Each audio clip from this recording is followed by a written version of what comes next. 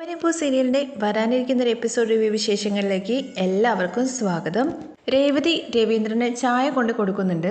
രവീന്ദ്രനാണെന്നുണ്ടെങ്കിൽ സച്ചിയെക്കുറിച്ചിട്ടും അതുപോലെ തന്നെ ശ്രുതിയെക്കുറിച്ചൊക്കെ അന്വേഷിക്കുന്നുണ്ട്. സച്ചി ട്രിപ്പിന് പോയതാണെന്നും ശ്രുതി ഇതുവരെ വീട്ടിലേക്ക് തിരിച്ചെത്തിയിട്ടില്ല, എവിടെ പോയതാണ് എന്നുള്ള കാര്യങ്ങളെക്കുറിച്ചൊക്കെ പറയാണ്. തുടർന്ന് അച്ഛ ഞാനൊരു കാര്യത്തെക്കുറിച്ച് പറഞ്ഞോട്ടെ എന്നുള്ള കാര്യം ചോദിക്കുമ്പോൾ മോള് പറയുമെന്ന് പറയുന്നുണ്ട്. ശ്രുതി അവളുടെ വീട്ടുകാരുമായിട്ട് യാതൊരുവിധ കണക്ഷനും ഇല്ല, അതുകൊണ്ട് തന്നെ അച്ഛൻ എങ്ങനെയെങ്കിലും ഈ പ്രശ്നത്തെക്കുറിച്ച് സംസാരിച്ച് തീർപ്പാക്കണമെന്ന് പറയുകയാണേ. ഞാൻ എന്താ ചെയ്യേണ്ടത് മോളെ എന്നുള്ള കാര്യം ചോദിക്കുകയാണ്. തെറ്റ് അവരുടെ രണ്ടുപേരുടെയും ഭാഗത്തില്ലേ? അത് ശരിയാണ് അച്ഛാ, രണ്ടുപേരും തെറ്റ് ചെയ്തിട്ടുണ്ട് എന്ന് കഴിഞ്ഞിട്ട് രണ്ടുപേരെയും അങ്ങനെ ഒഴിവാക്കി വിടാൻ വേണ്ടിയിട്ട് നമുക്ക് പറ്റുമോ? അമ്മയാണെന്നുണ്ടെങ്കിൽ രണ്ടുപേരെയും സംസാരിക്കാൻ പോലും അനുവദിക്കുന്നില്ല. അതിന് മോളെ എനിക്കെന്ത് ചെയ്യാൻ വേണ്ടി പറ്റും? ശ്രുതിയാണെന്നുണ്ടെങ്കിൽ അമ്മ പറയുന്നത് മാത്രമല്ലേ കേൾക്കൂ. രണ്ടുപേരും കൂടി അച്ഛ ഒരുമിച്ചിരുന്ന് ഭക്ഷണം കഴിക്കാൻ വേണ്ടി പോലും അമ്മ അനുവദിക്കുന്നില്ല. ഭക്ഷണം കഴിക്കാൻ വേണ്ടിയിട്ട് ശ്രുതി വന്നിരിക്കുന്ന സമയത്ത് അമ്മ കഴിക്കണ്ട എന്ന് പറഞ്ഞിട്ട് അവിടുന്ന് രണ്ടുപേരെയും പിരിക്കുന്ന രീതിയിലാണ് ചെയ്യുന്നത്. അതുകൊണ്ട് തന്നെ അമ്മയുടെ ദേഷ്യം മാറാതെ ഇനി ശ്രുതി ഒന്നും കഴിക്കില്ല എന്ന് പറഞ്ഞിട്ടാണ് ഇറങ്ങിപ്പോയത്. രാവിലെയും ഒന്നും കഴിച്ചിട്ടില്ല അച്ഛാ. ഇതിനെന്തിനാ അവളെ ഭക്ഷണം കഴിക്കാണ്ടിരിക്കുന്നത്? കുറച്ച് ദിവസം കഴിയുമ്പോൾ ചന്ദ്ര തന്നെ അവളടുത്ത് പോയി സംസാരിച്ചോളും. അങ്ങനെ അമ്മ ഇറങ്ങി വരുന്നുള്ള കാര്യം തോന്നുന്നില്ല അച്ഛാ. ഒന്നാമത് ശ്രുതിയും ശ്രുതികാരുടെ വീട്ടുകാരും തമ്മിലുള്ള പ്രശ്നം ഇനിയും കൂടും. അങ്ങനെയൊന്നും സംഭവിക്കുന്നതിന് മുമ്പ് ഈ പ്രശ്നം എങ്ങനെയെങ്കിലും പറഞ്ഞ് സോൾവ് ചെയ്യുന്നതല്ലേ അച്ഛൻ നല്ലതെന്നൊക്കെ പറയണേ. ഇത് കേട്ടുകൊണ്ടാണ് അങ്ങോട്ടേക്ക് ചന്ദ്രമതി വരുന്നത്. അച്ഛൻ എങ്ങനെയെങ്കിലും ഇത് പറഞ്ഞ് സമാധാനിപ്പിച്ച് പ്രശ്നമൊക്കെ സോൾവ് ആക്കണം എന്നുള്ള കാര്യത്തെക്കുറിച്ചൊക്കെ പറയുമ്പോഴേക്കും ചന്ദ്രമതി കല്ലുതുള്ളി അങ്ങോട്ട് വരികയാണ് കേട്ടോ. ഞാൻ കുറച്ച് നേരം വീട്ടിൽ നിന്ന് മാറി നിന്ന് കരുതിയിട്ട് നീ ഞങ്ങൾക്ക് രണ്ടുപേർക്കും ഇടയിൽ അടി ഉണ്ടാക്കാനുള്ള പരിപാടി ചെയ്യണോ എന്നുള്ള കാര്യം ചോദിക്കുകയാണേ. അമ്മേ ഞാൻ എന്തിനാ അങ്ങനെ ചെയ്യുന്നതെന്ന് രേവതി ചോദിക്കുമ്പോൾ അതിന് വേണ്ടിയിട്ടല്ലേ നീ ഓരോന്ന് കെട്ടുകഥയായിട്ട് പറഞ്ഞു കൂട്ടുന്നത്? അമ്മേ ഞാൻ ശ്രുതി ഭക്ഷണം കഴിക്കാത്ത കാര്യത്തെക്കുറിച്ചാണ് പറഞ്ഞതെന്നുള്ള കാര്യം പറയുമ്പോൾ അവൾ ഭക്ഷണം കഴിച്ചിട്ടില്ലെങ്കിൽ നിനക്കെന്താ പ്രശ്നം? എവിടെ ആരെ നിർത്തണം എന്നുള്ള കാര്യം എനിക്കറിയാം. നീ വെറുതെ ആവശ്യമില്ലാത്ത കാര്യങ്ങളൊന്നും ചെയ്യണ്ട എന്നൊക്കെ പറയണേ. എന്തിനാ ചന്ദ്രയെ വന്ന ഉടനെ തന്നെ അവളുടെ നെഞ്ചത്തോട്ട് കയറുന്നത്? ഞാൻ പറയുന്നതൊക്കെ നിങ്ങൾക്ക് തെറ്റായിട്ടേ തോന്നുള്ളൂ. ഇവള് പറയുന്നതൊക്കെ നിങ്ങൾക്ക് മന്ത്രം ചൊല്ലുന്ന പോലെയല്ലേ? ഞാനില്ലാത്ത സമയത്ത് ഇവൾ എന്തൊക്കെയാണോ പറഞ്ഞു പിടിപ്പിച്ചിരിക്കുന്നത് എന്നുള്ള കാര്യങ്ങളെക്കുറിച്ചൊക്കെ ചന്ദ്ര പറയുമ്പോൾ രവീന്ദ്രൻ മറുപടി കൊടുക്കുന്നുണ്ട് കേട്ടോ. അവളൊന്നും പറഞ്ഞിട്ടില്ല, ഞാൻ ഇപ്പോഴാണ് ഇങ്ങോട്ട് കയറി വന്നത്. ശ്രുതി ഭക്ഷണം കഴിക്കാത്ത കാര്യത്തെക്കുറിച്ചാണ് അവൾ പറഞ്ഞത്. നമ്മുടെ കുടുംബത്തിന്റെ നല്ലതിന് വേണ്ടിയിട്ടല്ലേ അവൾ പറഞ്ഞത്.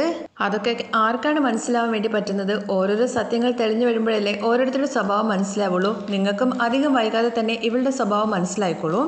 ഇതെല്ലാം കേട്ടിട്ട് രേവതിക്ക് വിഷമാവുന്നുണ്ടെന്ന് മനസ്സിലാക്കിയിട്ട് രവീന്ദ്രൻ നൈസായിട്ട് രേവതിയുടെ അടുത്ത് അവൾക്ക് ചായ ഉണ്ടാക്കി കൊടുക്കുക എന്ന് പറഞ്ഞിട്ട് അവിടുന്ന് പറഞ്ഞു വിടുകയാണേ. അത് കഴിഞ്ഞ് രവീന്ദ്രൻ ചന്ദ്രമതിയുടെ അടുത്ത് പറയുന്നുണ്ട്, ഞാൻ പറയുന്നത് നീ മനസ്സിലാക്കുന്നത് നല്ലതാണ്. എന്തായാലും പ്രശ്നങ്ങൾ നടക്കാനുള്ളതൊക്കെ നടന്നു. എത്രയും വേഗം തന്നെ ഇതിനൊരു തീർപ്പ് കിട്ടണമെന്നും പിന്നെ നീ എന്തിനാ അവർ രണ്ടുപേരെയും സംസാരിക്കാൻ പോലും വിടാതെ നടത്തുന്നത് എന്നുള്ള കാര്യത്തെക്കുറിച്ച് ചോദിക്കുമ്പോൾ ഞാൻ അങ്ങനെയൊന്നും ചെയ്തിട്ടില്ല, അവർക്ക് എന്തേ നാക്കില്ലേ സംസാരിക്കാൻ വേണ്ടിയിട്ട്. ഈ രേവതി ഓരോന്ന് കെട്ടുകഥയായിട്ട് പറയുന്നത് എന്നുള്ള കാര്യം പറയുമ്പോൾ ഒരിക്കലും രേവതി കെട്ടുകഥ പറയില്ല. അവൾ എന്താണോ നടന്നത് അത് കുറച്ചിട്ടേ സംസാരിക്കുള്ളൂ, അല്ലാതെ കൂട്ടി സംസാരിച്ച് അവൾക്ക് ശീലമില്ല.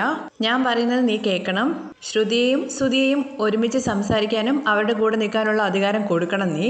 എന്നിട്ട് അവർ രണ്ടുപേരും സംസാരിച്ച് ഈ പ്രശ്നത്തിനൊരു തീരുമാനം ഉണ്ടാക്കുകയും ഇനി ഒരിക്കലും ഇങ്ങനൊരു പ്രശ്നം ചെയ്യാതിരിക്കാൻ വേണ്ടിയിട്ട് അവർക്ക് തോന്നുകയും ചെയ്യുള്ളൂ അപ്പോഴാണെന്ന് പറയുമ്പോൾ അവൾക്ക് എന്തായാലും ഇനി അങ്ങനൊരു തെറ്റ് ചെയ്യാനുള്ള ധൈര്യം ഉണ്ടാവുമോ എന്നുള്ള കാര്യം ചന്ദ്രമതി ചോദിക്കുന്നുണ്ടേ.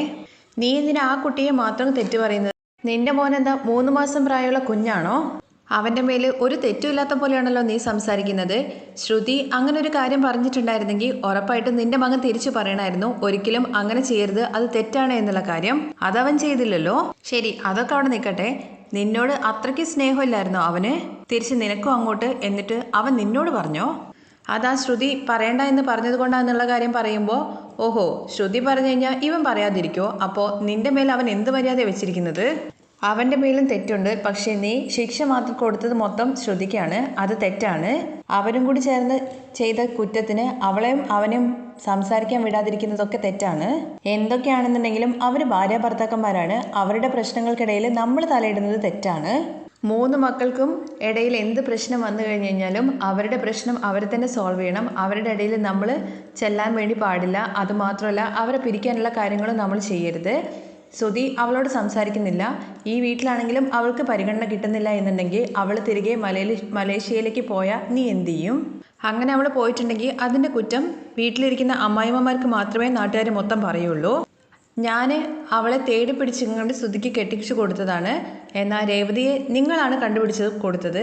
അതുപോലെ തന്നെ ശ്രീകാന്ത് ആണെന്നുണ്ടെങ്കിൽ അവൻ അവൻ്റെ ഇഷ്ടത്തിന്. അപ്പോൾ ഇവർ രണ്ടുപേരും കൂടി സുഖമായിട്ട് ജീവിക്കണമെന്ന് എനിക്കും ആഗ്രഹം ഉണ്ടാവില്ലേ? പക്ഷേ അവളെ ഞാൻ എന്തോരം സ്നേഹം കൊടുത്ത് വളർത്തിയതാ. അവൾ എന്നോട് ഇങ്ങനെ ഒരു കാര്യം ചെയ്താൽ എനിക്ക് ദേഷ്യം ഉണ്ടാവില്ല എന്ന് ചോദിക്കുകയാണേ. എന്തൊക്കെ പ്രശ്നമാണെന്നുണ്ടെങ്കിലും അത് ഉടനെ തന്നെ പറഞ്ഞ് പരിഹരിക്കുന്നതാണ് നല്ലത്. അല്ലെങ്കിൽ അവൾ മലേഷ്യക്ക് തിരിച്ചു പോയിക്കോളും.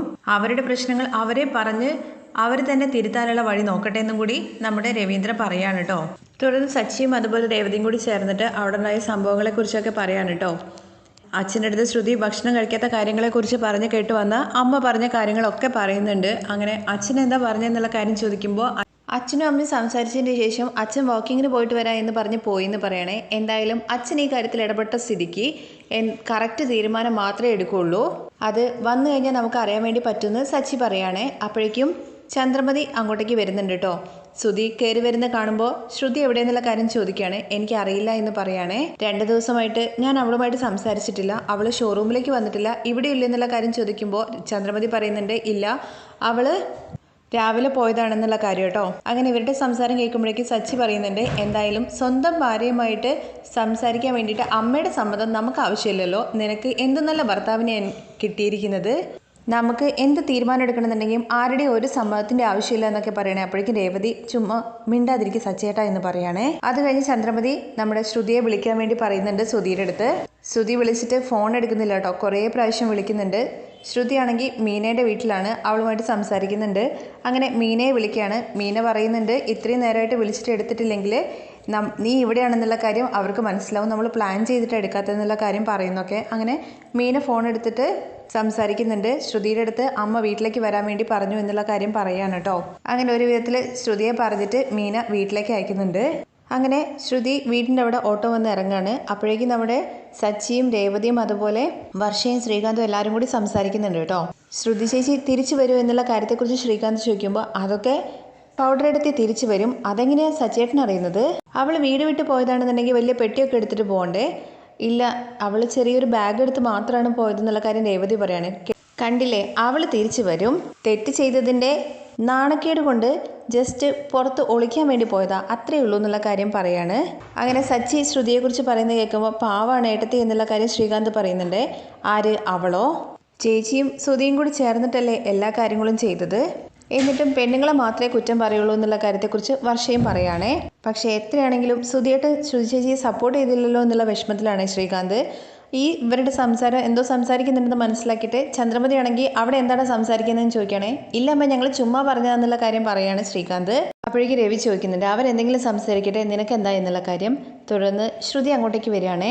ശ്രുതി അവിടെ വന്ന് നിൽക്കുന്നത് ശ്രുതി കാണുമ്പോഴേക്കും ശ്രുതി എന്ന് പറയുന്നുണ്ടെങ്കിലും അരികിലേക്ക് ചെല്ലുന്നില്ല കേട്ടോ. കാരണം ചന്ദ്രമതിയുടെ മുഖം നോക്കിയിട്ട് ചന്ദ്രമതിയുടെ മുഖം ഇപ്പോഴും കലിപ്പ് തന്നെയാണ്. പക്ഷേ രവീന്ദ്രനാണെങ്കിൽ ശ്രുതി നീ എന്താ അവിടെ നിൽക്കുന്നത്, ഉള്ളിലേക്ക് കയറി വാ എന്ന് പറയുകയാണേ.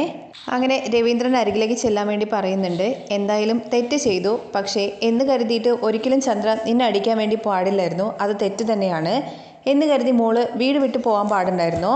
അങ്കിൾ, ഞാൻ അമ്മ അടിച്ചതുകൊണ്ട് പോയതല്ല, എനിക്ക് ആൻറ്റി എന്ന് പറയുന്നത് സ്വന്തം അമ്മയെ പോലെ തന്നെയാണ്. ഇത് കേട്ട ഉടനെ തന്നെ ചന്ദ്രമതി ചോദിക്കുന്നുണ്ട് ഇപ്പം മാത്രം നിനക്ക് അമ്മയാണോ? അപ്പോൾ കള്ളം പറയുമ്പോൾ നിനക്ക് അത് അറിയില്ലായിരുന്നോ? ചുമ്മാ ഓരോന്ന് പറയുന്നു. എന്തായാലും സംഭവിക്കാനുള്ളത് സംഭവിച്ചു, ഇനിയെങ്കിലും വീട് വിട്ട് പോരുതെന്ന് രവീന്ദ്രൻ പറയുമ്പോൾ ഞാൻ വീട് വിട്ട് പോയതല്ല, ഒരു ജോലി ഉണ്ടായിരുന്നു അതുകൊണ്ട് പോയതാന്ന് പറയുകയാണേ. അതൊക്കെ ഇരിക്കട്ടെ, ഇനിയെങ്കിലും ദയവ് ചെയ്തിട്ട് ഇങ്ങനത്തെ കാര്യങ്ങളൊന്നും ചെയ്യാതിരിക്കുക, വീട്ടുകാരുമായിട്ട് സംസാരിച്ചിട്ട് എല്ലാം ഒത്തുതീർപ്പാക്കുക. ശ്രുതി, നിനക്കും കൂടി ചേർത്തിട്ടാണ് പറയുന്നത്, ഈ കള്ളത്തരം പരിപാടികളൊക്കെ ഇതോടുകൂടി വിട്ടോളണം. ഈ വീട്ടിൽ നിങ്ങളെ രണ്ടുപേരെയും തലയിലേറ്റിക്കൊണ്ട് നടന്നത് ചന്ദ്രയായിരുന്നു, ഇപ്പോൾ നിങ്ങൾ അവളെയും കബളിപ്പിച്ചു, അത് അവൾക്ക് എത്ര വിഷമമായിട്ടുണ്ടാവുമെന്ന് പറയുകയാണേ. അപ്പോഴേക്കും ചന്ദ്രമതി അവിടെ നിന്ന് എണീറ്റ് പോകുന്ന ചന്ദ്രമതിയുടെ കാല് പിടിച്ചിട്ട് ആൻറ്റി പോവരുത്, എന്നോട് ക്ഷമിക്കണം, ഞാൻ ചെയ്തത് തെറ്റാണ്. അപ്പോഴേക്ക് ശ്രുതിയും കാലിൽ വീണിട്ട് ഞാനും അമ്മയും ചെയ്തത് തെറ്റാണ്, അമ്മയുടെ അടുത്ത് ഞാനും പറയാതിരിക്കാൻ വേണ്ടി പാടില്ലായിരുന്നു. അങ്ങനെ രവീന്ദ്രൻ്റെ മുഖത്തേക്ക് നോക്കുകയാണ് ചന്ദ്രമതി. അപ്പോൾ ക്ഷമിക്കാൻ വേണ്ടി പറയുന്നുണ്ട്, കണ്ണോട് ഇങ്ങനെ ആക്ഷൻ കാണിച്ചിട്ട്. രണ്ടുപേരും എണീക്ക്, നിങ്ങൾക്ക് രണ്ടുപേർക്ക് വേണ്ടിയിട്ട് ഞാൻ എന്തോരം സപ്പോർട്ട് ചെയ്തിട്ട് ഈ വീട്ടിൽ സംസാരിച്ചിട്ടുണ്ട്, എന്നിട്ട് എന്നോട് പറയേണ്ട നിങ്ങൾ ഇങ്ങനൊരു കാര്യം ചെയ്തില്ലേ? ഇനി ഞാൻ അറിയാതെ നിങ്ങൾ ഒരു തീരുമാനം എടുക്കാൻ വേണ്ടി പാടില്ല, മനസ്സിലായോ എന്ന് ചോദിക്കുമ്പോൾ രണ്ടുപേരും മനസ്സിലായി എന്ന് പറയാണേ. അങ്ങനെ പ്രശ്നങ്ങളെല്ലാം സോൾവ് ആയല്ലോ. അപ്പോഴേക്കും സച്ചി പറയുന്നുണ്ട് എന്തായാലും പ്രശ്നങ്ങളെല്ലാം സോൾവായി, തെറ്റ് ചെയ്തവർക്ക് ശിക്ഷയും കൊടുത്തു, ഇപ്പോഴാണെന്നുണ്ടെങ്കിൽ അവരോട് ക്ഷമിക്കുകയും ചെയ്തു. എന്നാൽ ഈ തീർപ്പിലൊരു കുറവുണ്ട്. ഇതിലെന്ത് കുറവുണ്ടെന്നാണ് നീ പറയുന്നത്? ഞങ്ങൾ രണ്ടുപേരും ക്ഷമ ചോദിച്ചു, അമ്മ ക്ഷമിച്ചല്ലോ.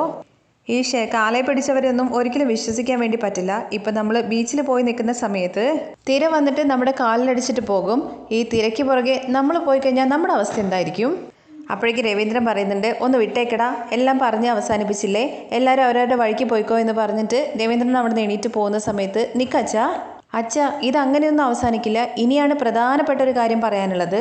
അപ്പോഴേക്കും ചന്ദ്രമതി പറയുന്നുണ്ട്, ഇപ്പം അവൻ എന്താ പറയാൻ വേണ്ടി പോകുന്നതെന്നുള്ള കാര്യം എനിക്ക് നന്നായിട്ട് അറിയാം. നിങ്ങളുടെ പണത്തിലല്ലേ അവൻ കട തുടങ്ങിയിരിക്കുന്നത്, അപ്പോൾ അവൻ അതിൽ പങ്ക് വേണോ എന്നുള്ള കാര്യത്തെക്കുറിച്ചാണെന്ന് പറയുമ്പോൾ, അച്ഛ അമ്മ പറഞ്ഞത് കറക്റ്റാണ്, പക്ഷെ അത് പാതി മാത്രമേ കറക്റ്റ് ഉള്ളൂ. എനിക്ക് ആ പണമൊന്നും വേണ്ട. എടാ ശ്രീകാന്തെ, നിനക്ക് വേണോടാ എന്നുള്ള കാര്യം ചോദിക്കുകയാണേ. എനിക്കൊന്നും വേണ്ട ഏട്ടാ എന്ന് പറയുമ്പോൾ, എന്ത് തീരുമാനം എടുക്കുമ്പോഴും നീ വർഷയുടെ അടുത്ത് ചോദിക്കണം. നീ തനിയൊരു തീരുമാനം എടുക്കരുത്. അത് കേൾക്കുമ്പോൾ വർഷയ്ക്ക് സന്തോഷമാവുന്നുണ്ട് കേട്ടോ. സച്ചി തന്നെ കുറിച്ചിട്ടാണല്ലോ പറഞ്ഞത്. ഇപ്പൊ രേവതിയുടെ കാര്യമാണെന്നുണ്ടെങ്കിൽ അവൾക്ക് പണത്തിന്റെ കാര്യമൊന്നുമില്ല. അവളാണ് ഈ പ്രശ്നം സോൾവ് ആക്കാൻ വേണ്ടിയിട്ട് അച്ഛൻ്റെ അടുത്ത് പോയി സംസാരിച്ചതൊക്കെ. പക്ഷേ എന്ന് കരുതിയിട്ട് എല്ലാവരും അതുപോലെ ഇരിക്കില്ല. അതുകൊണ്ട് തന്നെ ഒരു വാക്ക് അവളുടെ അടുത്ത് ചോദിക്കുന്നത് നന്നായിരിക്കും എന്ന് പറയാണ്. അങ്ങനെ ശ്രീകാന്ത് വർഷയുടെ മുഖത്തേക്ക് നോക്കുമ്പോൾ, ഞങ്ങൾക്കും ആ പണം വേണ്ട എന്ന് വർഷ പറയാണ്. അങ്ങനെയാണെങ്കിൽ ഓക്കെ അച്ഛ, വിഷയം എപ്പോൾ ക്ലിയർ ആയി. നമ്മുടെ അമ്മ തീർപ്പ് പറഞ്ഞത് തെറ്റായതുകൊണ്ട് ഞാനൊരു തീർപ്പ് പറയാം. എടാ, നീ കട ആരംഭിച്ചതേ നിന്റെ അമ്മായപ്പൻ്റെ സ്വത്തിലല്ല, നമ്മുടെ അച്ഛൻ്റെ സ്വത്താണ്. എന്ന് വെച്ചാൽ 35 വർഷം അച്ഛൻ കഷ്ടപ്പെട്ട് സമ്പാദിച്ച പണം, ആ പണം കൊണ്ടാണ് നീ കട ആരംഭിച്ചത്. അപ്പോൾ നിന്റെ കടയുടെ, എടാ ശ്രീകാന്തെ, നമ്മുടെ മുതലാളിയെ മാറ്റുന്ന കാര്യത്തെക്കുറിച്ച് എന്തോ പറയില്ലേ, ആ ഓണർഷിപ്പ് മാറ്റുന്നതിനെ കുറിച്ചേട്ടാ. അത് തന്നെ, ഓണർഷിപ്പ് മാറ്റണം. ഇത് കേൾക്കുമ്പോൾ സ്തുതി വയ്ക്കുന്നുണ്ട്, എന്താടാ ഓണർ മാറ്റണമെന്നോ? എടാ, നീ ഓണർ ആവാൻ വേണ്ടിയിട്ടാണോ ശ്രമിക്കുന്നത്? ഏയ് എടാ, എൻ്റെ കയ്യിൽ 2 കാറുണ്ട്, അതിന് 2ൻ്റെ ഓണർ ഞാൻ തന്നെയാണ്, എനിക്കത് മതി. അച്ഛൻ്റെ പണത്തിലല്ലേ കട ആരംഭിച്ചത്, അപ്പൊ അതിന്റെ ഓണർ ആര്? അച്ഛൻ തന്നെയല്ലേ. എടാ, എന്താടാ നീ പറയുന്നതെന്നുള്ള കാര്യം രവീന്ദ്രൻ ചോദിക്കുമ്പോൾ, ഇനി അങ്ങനെയാണ് അച്ഛാ, അപ്പോൾ ഞാൻ ആരടാ എന്നുള്ള കാര്യം സ്തുതി ചോദിക്കുമ്പോൾ, അപ്പോൾ നീ ആ കടയിൽ ജോലി ചെയ്യുന്ന ഒരാള്, എന്ത് ജോലി തരണം നിനക്ക്? നിന്റെ പഠിപ്പും വിദ്യാഭ്യാസമൊക്കെ വെച്ചിട്ട് നീ അവിടുത്തെ മാനേജറായിട്ട് ഇരുന്നാൽ മതി. കണക്കും കാര്യങ്ങളൊക്കെ നോക്ക്. എന്താ രേവതി, കറക്റ്റ് അല്ലേ എന്നുള്ള കാര്യം ചോദിക്കുമ്പോൾ രേവതി ഒന്നും മിണ്ടുന്നില്ല കേട്ടോ. പക്ഷേ സച്ചി തന്നെ പറയുന്നുണ്ട്, അതേ ശരിയാവുള്ളൂ. അപ്പൊ സുധി, നീ കണക്കൊക്കെ നോക്കിയാൽ മതി. എന്തായാലും കള്ളന്റെ കയ്യിലാണ് ചാവി കൊടുക്കുന്നതെന്നുള്ള കാര്യം വിചാരിക്കണ്ട. അച്ഛൻ ഇടയ്ക്കിടയ്ക്ക് വന്നിട്ട് കണക്ക് നോക്കും. 2 ദിവസത്തിൽ ഒരിക്കൽ നീ അച്ഛനെ കണക്ക് ബോധിപ്പിക്കണം. ആ കടയിൽ നീ വെറും ഒരു സാധാരണ ജോലിക്കാരൻ മാത്രമായിരിക്കും. ആ കടയുടെ മുതലാളി നമ്മുടെ അച്ഛനാണ്. ഇതാണ് എൻ്റെ തീരുമാനം എന്നുള്ള കാര്യം പറയുമ്പോൾ രേവതി കയ്യോട്ടാണ് കേട്ടോ. കാരണം സൂപ്പർ ഡിസിഷൻ ആണല്ലോ നമ്മുടെ സച്ചി എടുത്തിരിക്കുന്നത്.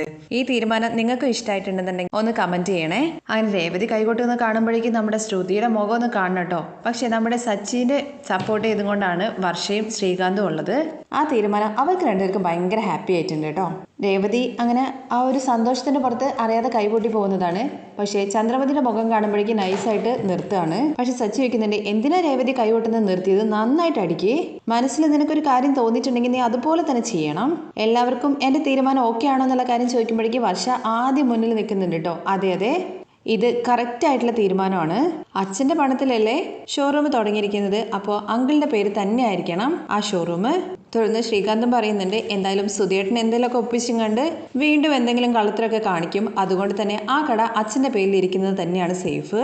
തുടർന്ന് രവി പറയുന്നുണ്ട്, എന്തിനാണ് ഇതൊക്കെ? ഇതൊന്നും വേണ്ട എന്ന് പറയുമ്പോൾ, അച്ഛാ ഇതാണ് കറക്റ്റായിട്ടുള്ള തീരുമാനം. നാളെ മുതൽ അച്ഛനാണ് ഓണർ. ഞാൻ പറഞ്ഞ തീർപ്പ് ഒരിക്കലും മാറ്റില്ല. ഞാൻ പറഞ്ഞ ആ ഒരു തീരുമാനത്തിന് എനിക്ക് കൂടുതൽ വോട്ടുണ്ട്. കണ്ടില്ലേ, അമ്മയാണെങ്കിൽ സൈലന്റ് ആയിട്ട് ഇരിക്കുന്നു. അപ്പോൾ അമ്മയ്ക്ക് ഓക്കെ ആണല്ലോ. കാരണം അമ്മയ്ക്ക് ഇനിയിപ്പോൾ വേറെ ഒന്നും പറയാൻ വേണ്ടി പറ്റില്ലല്ലോ. എന്തായാലും അവർ രണ്ടുപേരും ഇനി സപ്പോർട്ട് ചെയ്യാൻ വേണ്ടി പറ്റില്ലല്ലോ ചന്ദ്രമതിക്ക്. അപ്പോൾ ഇനി അച്ഛനാണ് ആ കടയുടെ ഓണർ എന്ന് പറഞ്ഞിട്ട് സന്തോഷത്തോടു കൂടി നിൽക്കുകയാണ് കേട്ടോ. സച്ചിയും രേവതിയും അതുപോലെ വർഷയും ശ്രീകാന്തും ഒക്കെ ആ രംഗത്തോട് കൂടിയിട്ടാണ് മറ്റൊരു എപ്പിസോഡിന്റെ രംഗം അവസാനിക്കുന്നത്. ബാക്കി വിശേഷങ്ങൾ കേൾക്കാൻ താല്പര്യമുണ്ടെന്നുണ്ടെങ്കിൽ നെക്സ്റ്റ് എപ്പിസോഡിൽ നിന്ന് കമന്റ് ചെയ്യണേ.